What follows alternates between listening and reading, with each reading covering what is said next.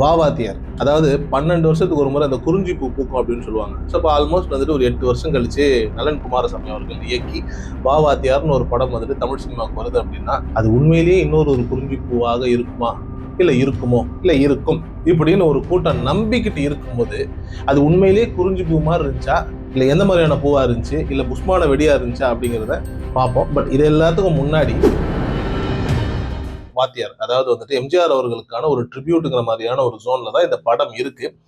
Tribute இல்லையாங்கிறத வந்துட்டு நீங்க ஒவ்வொருத்தரும் படம் பார்த்துட்டு அதுக்கப்புறம் ரியலைஸ் பண்ணிக்கோங்க. அது ட்ரிபியூட் மாதிரி இருந்தது, ட்ரிபியூட்டாவே இருந்தது, இல்ல ட்ரிபியூட்டாவே இல்லை, அது என்ன வேணாலும் நீங்க புரிஞ்சுக்கோங்க. ஆனா இந்த படத்தினுடைய ஒரு சிம்பிளான ஒரு லைன் பாத்தீங்க அப்படின்னா, அன்னியன் படம் பார்த்துருப்பீங்க. அன்னியன் படத்துல ஒரே ஆளுக்குள்ள எக்ஸ்ட்ராவா 2 பேர் வந்துருப்பாங்க இல்லையா, அந்த அன்னியன் அன்றமோ.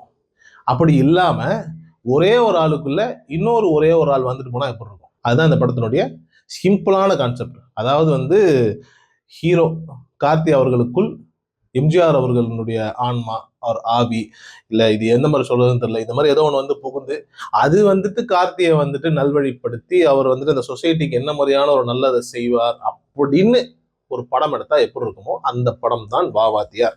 இந்த படத்தை எழுதுறதுக்கு ஒரு மனுஷன் 8 வருஷமா உட்கார்ந்து இருந்தார் அப்படின்னா சாத்தியமே கிடையாது.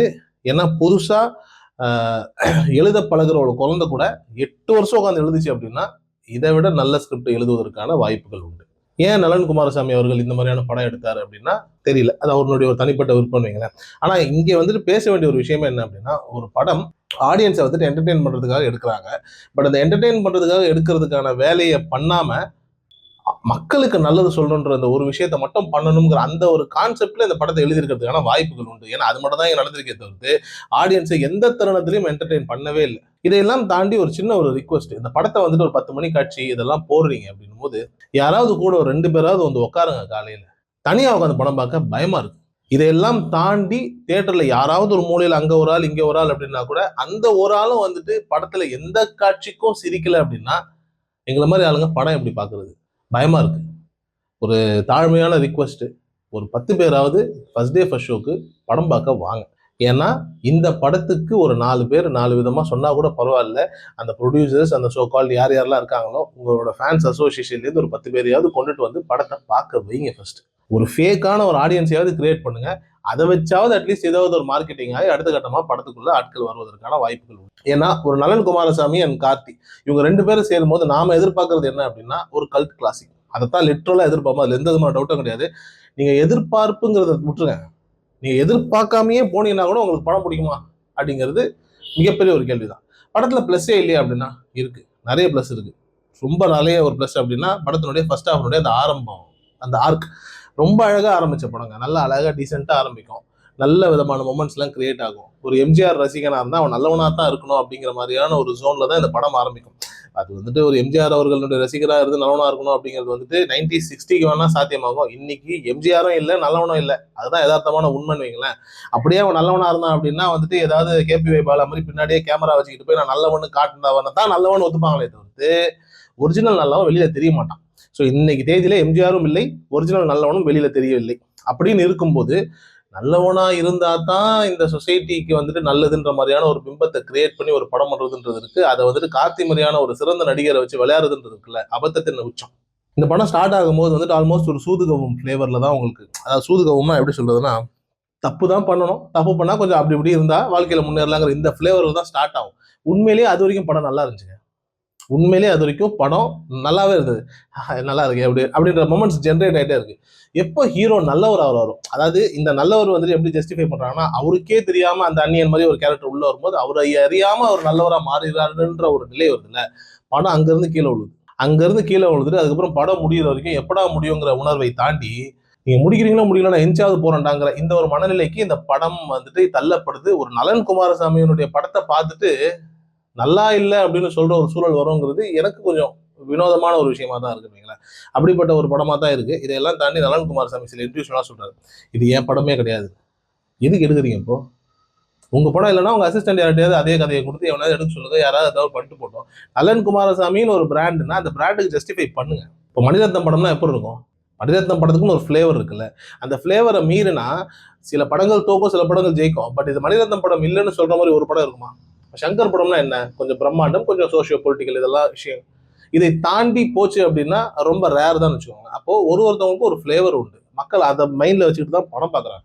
நலன் குமாரசாமின்னா என்ன, சூதுகவும் படமா இருக்கட்டும், காதலும் கடந்து போகட்டும், ஹார்ட் ஹிட்டிங் உண்மையை அப்படியே மூஞ்சுக்கு நேரா சொல்றது. இப்போ சூதுகோவனுடைய பிளஸ் என்ன, அரசியல்வாதின்னா லஞ்சம் வாங்க தான் செய்வான். அதுல ஒரே ஒருத்தவன் தான் நேர்மையா இருப்பான். அவனுடைய புள்ள ஃப்ராடா இருப்பான். அந்த ஃப்ராடுக்கு தான் சீட்டு கொடுப்பாங்க. ஒரு 200 கோடி 2000 கோடி நீ சம்பாரிச்சு கொடுப்பியான்னு ஒரு முதலமைச்சர் கேட்பாருங்கிற இந்த ஒரு யதார்த்தம் இருக்குல்ல, அதைத்தான் மக்கள் ரசிக்கிறாங்க. ஏன்னா அரசியல்வாதிகள் தான் போய் பேசி ஏமாத்துறாங்கன்னா சினிமாக்காரனும் போய் பேசி ஏமாத்தணுமா என்ன? நல்லது செய் நல்லதே நடக்கும், எம்ஜிஆர் மாதிரி இருந்தா எம்ஜிஆர் மாதிரி மக்களுக்கு நல்லது செஞ்சா நல்லது நடக்கும். என்னங்க இதெல்லாம், இதுதான் அபத்தம்ன்றது. ஏன் நலன் குமாரசாமியை கொண்டாடணும் அப்படின்னா, சூதுகோவம்ல அவர் அப்படி ஓப்பனா அடிச்சா அது உண்மைகள், அதுதான் உண்மை. அது பிராக்டிக்கலா இன்னைக்கு எல்லா இடத்துலையும் 99% அதுதான் நடந்துட்டு இருக்கு.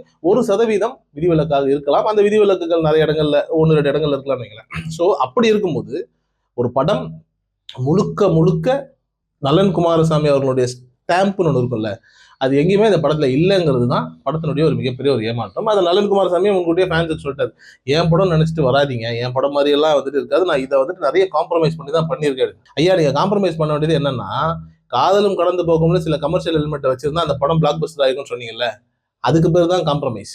உங்களுடைய கேரக்டரையே மாத்திக்கிட்டு பண்றது காம்ப்ரமைஸ் இல்லை, இட்ஸ் கிரைம், இட்ஸ் கொலை. எனக்கு ஒன்று வரும், அதைத்தான் நான் பண்ணணும். இப்போ பூனை இருக்கு, பூனைக்கான வேலையை பண்ணணும். புலி இருக்கு, புலிக்கான வேலையை பண்ணணும். இப்போ நிறைய பேர் உடனே சொல்லுவாங்க, ஏன் பூனை புலி ஆகக்கூடாதா, புலி பூனை ஆகக்கூடாது. தேவையில்லைங்க. ஒரு ஆள் 2 இட்லி சாப்பிடணும்னா 2 இட்லி சாப்பிட்டுட்டு போட்டுமே, அவன் 20 இட்லி சாப்பிட்டாதான் அவன் மனுஷன், அவன் ஆண் மகன் அப்படின்னு சொல்லி அவனை ஏன் கொம்பு செய்ய விடணும்? தேவையில்லை. அந்த மாதிரி நமக்குன்ற ஒரு கிரைட்டீரியா இருக்கு, நமக்குன்ற ஒரு டிசைன் இருக்கு. அந்த டிசைனுக்குள்ள ஃபிட் பண்ணாலே போதும். நலன் குமாரசாமி வந்துட்டு சொசைட்டில நடக்கக்கூடிய ஒரு விஷயங்களை அப்படியே பிளண்டா அடிச்சு மூஞ்சுக்கு நேரம் சொல்லக்கூடிய ஒரு மனிதர். அவரை ஏன் மாத்தணும்? அவரை ஏன் வந்துட்டு மடை மாற்றி நான் இப்படி என்னோட தாட் ப்ராசஸை மாற்றி நான் இப்படி வரேன், எதுக்கு வரணும்? அவராகவே இருக்கலாமே. அவரை மாத்துறதுக்கான வேலை ஏன் இந்த சமூகமோ இல்லை இந்த சொசைட்டியோ இல்லை சுற்றி இருக்கக்கூடிய இந்த சோ கால்டு சினிபைல்ஸ் இவங்கெல்லாம் ஏன் பண்றீங்க? அவர் மாதிரியே ஒரு படம் எடுக்க வேண்டியதானே. இன்ன வரைக்கும் பாக்கியராஜுக்கு திரைக்கதைக்கு வந்துட்டு உச்சம்னு சொல்றதுக்கு காரணம் என்னன்னா, பாக்கியராஜ் படத்தை நீங்க நல்லா கவனிச்சு பாருங்க, அவருடைய தனிப்பட்ட குணம் என்னவோ, அவருடைய கேரக்டரைசேஷன் என்னவோ, அது மேக்சிமம் அவருடைய எழுத்துல இருக்கும். அது முதல் படத்துல இருந்து அவருடைய இறுதி படம் வரைக்கும் அந்த கேரக்டரைசேஷன் இருந்துகிட்டே இருக்கும். நீங்க வந்துட்டு இதை வந்து அவர் பாரு 30 வருஷத்துக்கு முன்னாடி வேற மாதிரி இருந்தாரு, இப்ப வேற மாதிரி இருந்தாரு, அந்த ஒரு சேஞ்சஸே இருக்காது. ஏன்னா மேக்சிமம் வந்துட்டு நீங்க யாரும் வந்துட்டு சீமான் கிடையாதுங்க. 5 வருஷத்துக்கு முன்னாடி ஒன்று சொல்லிட்டு இன்னைக்கு வேற சொல்லிட்டு அடுத்த 5 வருஷம் வேற சொல்றதுக்கு கலைஞர்கள். உங்களுக்கான இன்பில்ட் குவாலிட்டின்றதை வந்துட்டு மாத்திக்க கூடாது. நலன் மாத்திக்கிட்டாரு, படம் மாட்டிக்கிச்சு. இதுதான் யதார்த்தமான உண்மை. நடிகர் கார்த்திக் மெய்யழகன் மாதிரியான ஒரு படம் கொடுக்கக்கூடிய ஒரு அசாத்தியமான ஒரு நடிகர். ஆனா ஜப்பானுடைய வாடை அந்த மனுஷனுக்கு இன்னும் இந்த படத்துல இருந்துகிட்டே இருக்கு. அப்பப்போ அவருக்கு வந்துட்டு ஏதோ ஒரு இடத்துல வந்துட்டு நாமளும் விஜய் ஆகணும்ன்ற மாதிரி எவனாவது அந்த கூட ஒரு 3-4 பேர் இருக்காங்க. அதுல எவனோ ஒரு ஆள் வந்துட்டு நீங்க தான் அடுத்த விஜய்ங்கிற மாதிரி கொம்பு செய்யறாங்களா என்னன்னு தெரியல. ஒரு நல்ல படத்துக்கு அப்புறம் ஒரு மொக்க படம், அதுவும் குறிப்பா விஜய் பாடி லாங்குவேஜ்ல விஜய் மாதிரியே ஒரு படம் பண்ணணுன்ற முயற்சியில ஏதோ ஒன்று பண்ற மாதிரி தெரியுது. அது திருப்பி திருப்பி மண்ணைக்கு போகுது. ஜப்பானில் நடந்ததுதான் வாத்தியர்களும் நடக்குது, அதுல எந்த விதமான சந்தேகமும் கிடையாது. கீர்த்தி செட்டின்னு ஹீரோயின் ஒருத்தவங்க வச்சிருக்காங்க. அதெல்லாம் ஒரு எதுக்குன்ற மாதிரிலாம் தெரியல. நீங்க பாட்டுக்கு ஒரு ஹீரோயின்னு சொல்லி பார்த்து ரசிக்கலாம், அவ்வளவுதானே தவிர்த்து மற்றபடி படத்துக்கான ஒரு வேல்யூ அப்படின்னா நீங்க அதெல்லாம் பெரிய சுவாரஸ்யம்னு ஒன்றும் இருக்காது. ஷில்பா ஒரு கேரக்டர் இருக்குல்ல, நீங்க ஏற்கனவே அவங்க சில படங்கள் எல்லாம் பார்த்துருப்பீங்க. அவங்க வந்துட்டு இந்த பிரஸ் மீட்ல கூட சொன்னாங்க, நான் ரொம்ப ரிஸ்க் எடுத்து இந்த படத்துல வந்து நடிச்சிருக்கிற மாதிரி சில விஷயம்லாம் சொல்லியிருப்பாங்க. ஃபர்ஸ்ட் ஹாஃப்ல ஒரு சீனு, செகண்ட் ஹாஃப்ல 2 சீனு. இதுல என்ன ரிஸ்க்குங்கிறது வந்துட்டு உண்மையிலேயே அவங்க தான் ரியலைஸ் பண்ணணும். எனக்கு தெரிஞ்சு இந்த அதாவது ஷூட்ஸ், அதாவது படம் ரிலீஸ் ஆகிறதுக்கு முன்னாடி பேசுறாங்கல்ல, முன்கூட்டியே அந்த பிரஸ் மீட், இதெல்லாம் படம் வந்துட்டு நல்லா பண்ணிருக்கோம் நீங்க பாருங்கன்னு சொல்லிட்டு முடிச்சுட்டு இறங்கிட்டாலே பெட்டர். படத்தை ப்ரொமோட் பண்றோம்னு ஒன்று பேசுறாங்க, அதுதான் படம் ரிலீஸ் ஆனதுக்கு அப்புறம் ரொம்ப அபத்தமா இருக்குதோ அப்படின்ற ஒரு உணர்வை கொடுக்குற மாதிரி ஒரு ஃபீலிங். இதையெல்லாம் தாண்டி சத்யராஜ் இருக்காருங்க. அந்த கேரக்டர் எப்படிப்பட்ட கேரக்டர்னா, ஆல்மோஸ்ட் அமாவாசை, அமைதிப்படை அமாவாசையினுடைய ஸ்பின் ஆஃப் மாதிரி ஒன்று பண்ணி அவர் அவ்வளோ கேவலமா நடத்தி அது அவர் அவ்வளோ கேவலமான ஒரு எண்டிங் கொடுத்ததெல்லாம் வந்துட்டு சீரியஸ்லி ரைட்டிங்கினுடைய மிக மட்டமான ஒரு நிலை. அது நலன் குமாரசாமி சத்யராஜுக்கு இப்படி ஒரு இன்ஜஸ்டிஸ் பண்ணுவாருங்கிறத வந்துட்டு ரைட்டிங்ல எங்களால் ஏற்றுக்கவே முடியல. ரமேஷ் திலக் இருக்காரு, படத்துல இருக்காருங்க, அவ்வளவுதாங்க. சூதுகவம் படத்துல வந்துட்டு அவருடைய ஒரு காட்சியும் மனசுல நிக்கிற மாதிரி நமக்கு இருக்கும்.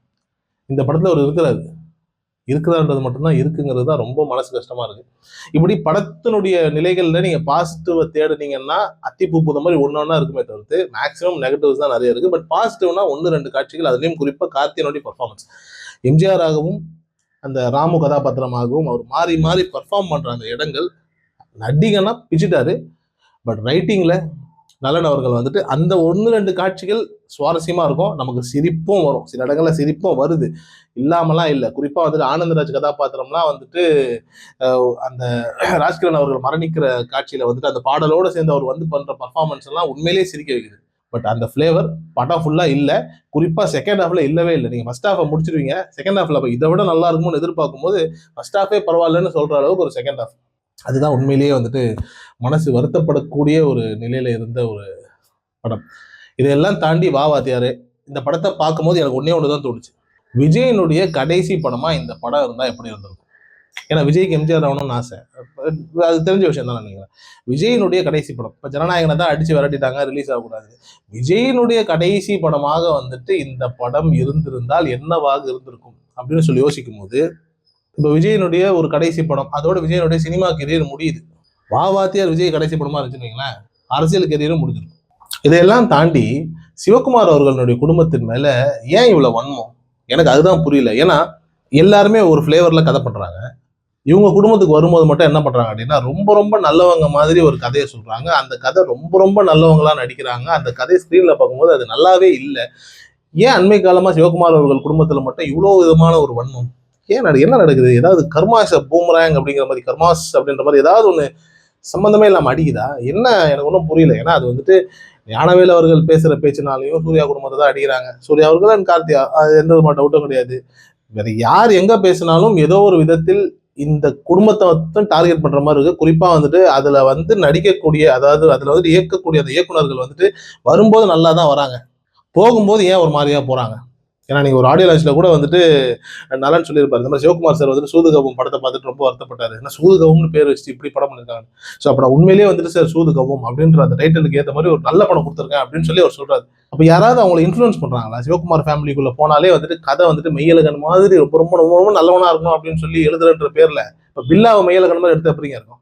பில்லாங்கிறவன் ஒரு ரவுடி, அவ்வளவுதான். அவனுடைய கேரக்டரைசேஷன் எப்படி இருக்கணும் அப்படிதான் இருக்கணும். அவனை வந்துட்டு மெய்யழகன் கார்த்தி மாதிரி வந்துட்டு அதான் உங்க செருப்பு நல்லா இருக்குது இப்படிலாம் பேசிட்டு இருக்க பில்லா வச்சுட்டு. ஆனா சூர்யா அவர்கள் கார்த்தி அவர்களை ரீச் பண்ண போகும்போது மட்டும் அந்த குடும்பத்தை, அதாவது சிவகுமார் அவர்கள் கதவை திறந்து சிவகுமார் அவர்களை தாண்டி அந்த குடும்பத்துக்குள்ள கதை சொல்லணும்னு சொல்லி போகும்போது மட்டும் எல்லாருமே நல்லவர்களாக மாறி ரொம்ப ரொம்ப நல்லவங்களா மெய்யழகன் மாதிரி கதை எழுதிட்டு தான் போனோங்கிற மைண்ட் செட்டுக்குள்ள வந்துடுறாங்களா? இல்ல உண்மையிலேயே சிவகுமார் அவர்கள் வந்துட்டு உண்மையிலேயே அற்புதமான மனிதர், அந்த அற்புதமான இதில் வந்துட்டு நம்ம ஹர்ட் பண்ணிடக்கூடாது. ஸோ அவருடைய பசங்களுக்கு வந்துட்டு நம்ம ரொம்ப ரொம்ப ரொம்ப ரொம்ப ரொம்ப நல்லவங்க மாதிரி இருக்கக்கூடிய கதாபாத்திரத்தை தான் சொல்லணும்னு எவனாவது மண்டையை கழுவி வச்சிருக்கானா?